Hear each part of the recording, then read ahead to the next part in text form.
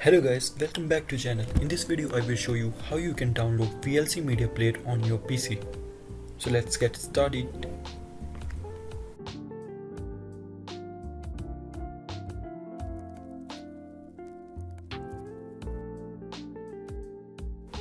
First step is go to Google and search VLC. Now open first website, which is www.videolan.org. This will take you to the download page where you can select the version of VLC player that you want to download. Now click on download VLC. This will start download process.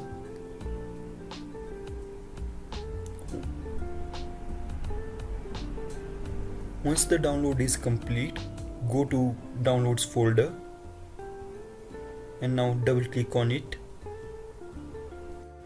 Now the installation wizard will appear. Click on next to proceed. Click on next and select these all. Now click on select your directory in which you want to download. Now wait for to install. That's it. This is how you can install VLC media player on your PC. Thank you for watching.